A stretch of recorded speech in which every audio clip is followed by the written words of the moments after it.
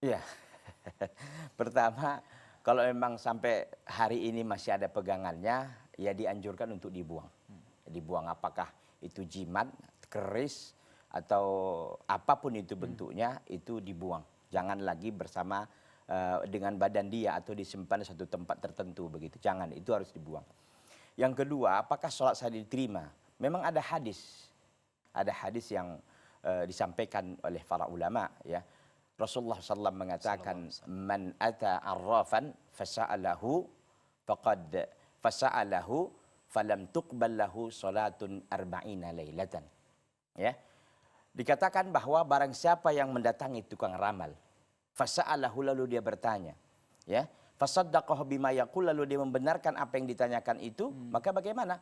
Lam tuqbal lahu salatun arba'ina lailatan. Maka tidak akan diterima salatnya 40 malam. Al-Imam An-Nawawi rahimahullah mengatakan tidak diterima salatnya 40 malam artinya la ajra lahu, tidak dia memiliki pahala. Sekalipun kata para ulama gugur dia kewajibannya memang ya selama 40 malam itu, artinya 40 hari ya. Dari mengerjakan sholatnya, sekalipun itu tidak diberikan pahala dari 40 hari tersebut. Itu yang pertama.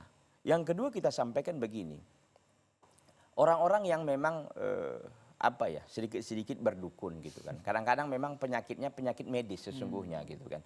Pilek umpamanya atau batuk. Ini ke dukun gitu. Padahal dukun sendiri juga kadang-kadang kalau pilek dan batuk konidin juga. Nah, ini kan kita sebut merek di sini gitu ya. Jadi supaya lebih apa gitu. Jadi oleh karenanya memang kalau memang ada pegangan yang kita sampaikan pertama dibuang pegangan itu. Itu satu. Yang kedua bertobat dan rujuk kepada agama Allah Subhanahu wa taala. Kalau terkait dengan apakah sholat saya diterima itu tadi. Ya tidak diberikan pahala selama 40 hari dan itu ancamannya besar. Dan ada hadis-hadis lain yang mengatakan ya, siapa yang mendatangi dukun lalu dia bertanya membenarkan faqad kafara bima unzila Muhammadin sallallahu dia telah kufur dengan apa yang diturunkan kepada Nabi Muhammad sallallahu alaihi wasallam. Dan itu bisa jatuh ke kufur besar gitu. Jadi bukan hanya syirkun asghar tapi itu bisa syirkun akbar.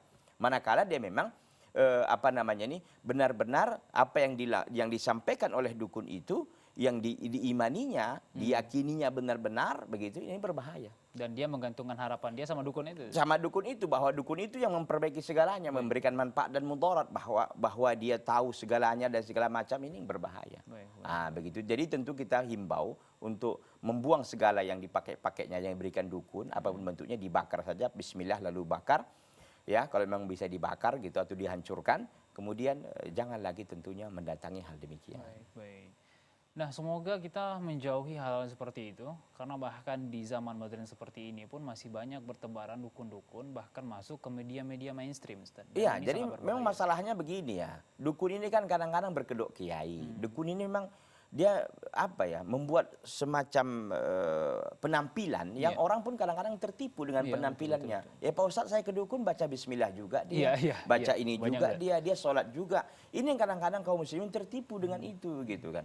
Nah, orang bisa saja kan casingnya mungkin dirubahnya sedikit, tapi kan isinya itu juga, ini yang tidak dibenarkan begitu. Jadi kalau memang kita butuh sesuatu, butuh apapun kepada Allah Azza wa Jalla yang Maha Kaya, Maha segalanya. Ah, begitu. Makanya saya katakan, untuk menguji dukun itu 3 saja sebenarnya. Apa itu, Ustaz? Yang pertama adalah kita sebut begini, kita katakan kita undang dia ke rumah kita. Kita undang ke rumah kita, kita bilang, Pak Dukun, di sini di rumah saya ini banyak jin. Coba dilihat di Pak Dukun, di mana kira-kira jinnya. Sebentar ya, dia kan pasti akan mengatakan, sebentar saya akan cek jinnya di mana nih.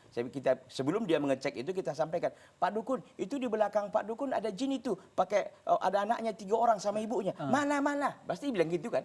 Berarti Pak Ustaz nggak tahu, Pak Dukun juga nggak tahu dukunnya kan. Kita bilang tadi, kita pura-pura saja kan, kita bilang ada jin di belakang Pak Dukun, bawa anak, ada ibunya. Dia bertanya kembali, mana? Jadi katanya bisa lihat jin, kan satu. Yang kedua, kita berikan makanan dia, lalu lauknya itu kita taruh di bawah nasinya. Nah, gitu kan. Semua orang makan di situ, di rumah kita itu, keluarga kita makan, lalu Pak Dukun ini kita kasih piring, lauknya kita taruh di bawah nasinya. Pasti dia bertanya, kenapa saya belum ada lauk ya? Semua masing-masing orang sudah ada lauknya. Kita bilang, Pak Dukun, lauk Pak Dukun itu di bawah piring, di bawah nasi maksudnya, kita timbun dengan nasi. Yang ketiga, Syekh Albani rahimahullah mengatakan, Kalau memang betul dukun itu tahu yang gaib, kita tanya, Pak Dukun, saya ingin berobat dengan kamu tapi dengan syarat. Pasti Pak Dukunnya nanya, syarat kamu apa? Katanya Pak Dukun tahu semua gaib, masa syarat saya pun nggak tahu. Nggak tahu. Nah, begitu. Baik, Jadi baik, ini baik. cara salah satunya untuk kira-kira menyadarkan para dukun lah. Baik, baik. Demikian. Baik, jazakumullah khairan Ustaz atas